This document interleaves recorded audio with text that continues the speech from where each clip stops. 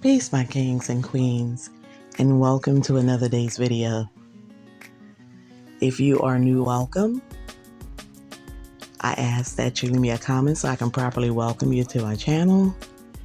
And also I ask that you subscribe to the channel and smash that bell and share me out with your family and friends, as well as on your other social media platforms. For all my returning family members, thank you so much for coming back. I greatly appreciate it. Today, guys, we are going to get into a story, and then it is directed at some of the things that my family members said to my ex, and kind of got the ball rolling with the whole separation. So this was quite some years back during the pandemic. You're going to hear me say this a lot, guys, because if you remember, during that pandemic, we had way too much time that we spent in the homes or just locally. So whenever he got bored or was outside of work or whatever, he would just go in the same development to my family member's house or to his friends. Hence the reason why they had so much time on their hands to talk. But just to give you a little back history, my ex and I do not have any children together. I have one son. I've shared that with you. That's my only child. He is 34 years old, and he is the father of all my grandsons. My ex, on the other hand, like I said, he is from Nigeria, and they believe in having children later in life once they can afford their family. So his children at the time were 8 years old and 10 years old. My ex constantly begged me to bear a baby from him. He always said that he wanted a child with his wife.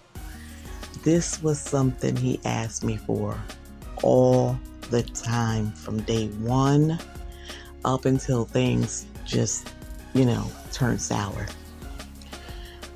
Anytime we were intimate, he would always ask, is this the night I'm going to give him a child? And I constantly told this man the same thing. The only way I'm going to bear a child for you is if God helps you impregnate me, because I am older in age and I do not plan on having any more children. And we had a house full of babies, so he can just choose one. Between his two and my 4 grandsons and my son, I think we had plenty.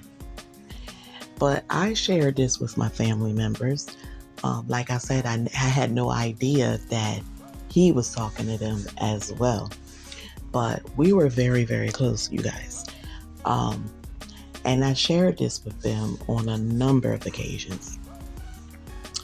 He, meaning my ex, had shared this with some of his African friends.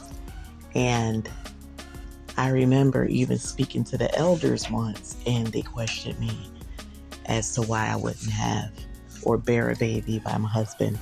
And I told them the same thing. I am an older, more seasoned woman. That time has come and gone.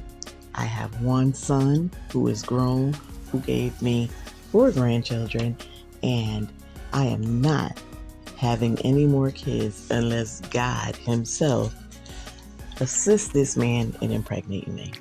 They understood exactly where I was coming from, and they even tried to clarify things with him. Not that I needed that, because I'm telling you guys, no means no. So anyway, again, it was a constant, and he obviously shared that quite naturally with his African friends, and then also with my family, unbeknownst to me. So when they were having all these secret conversations, they knew of one gentleman that I dated before my ex, and we had a long stretch, guys.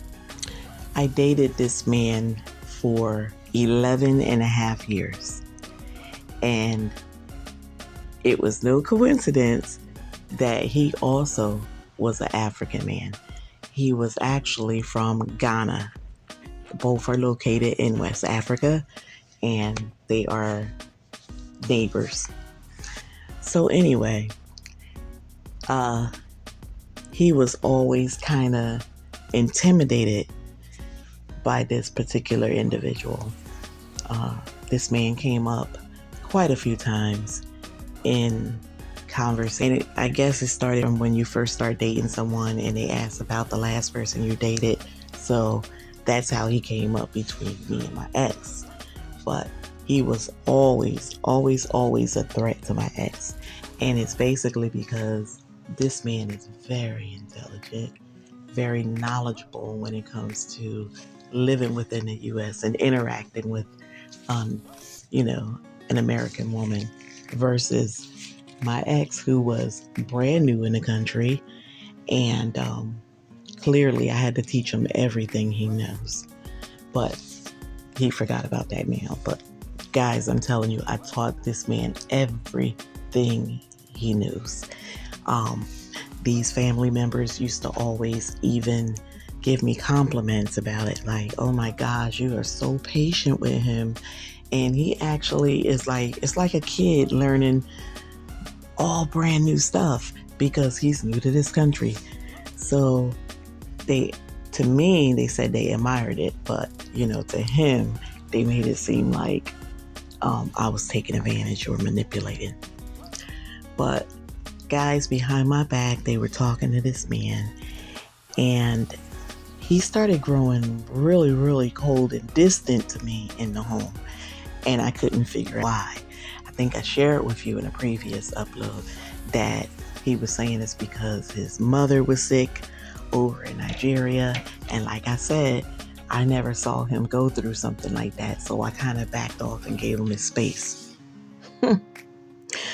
Do you guys know that what he said to me about his mother being sick was in fact true? She was sick, but that wasn't the problem. The problem is these family members had a conversation with him, and they told this man she had an abortion. They were talking about me, guys. They made this man believe that I went and got pregnant by someone else, and then I had the nerve to go to a clinic and lay up on a table and have an abortion behind his back. I couldn't believe this. That thing hurt me to the core. And to find out that this fool, again, came in my house day after day after day and just called himself watching my movement and checking behind me and everything, but he never told me she had an abortion. And she's planning on leaving you for that man. OMG.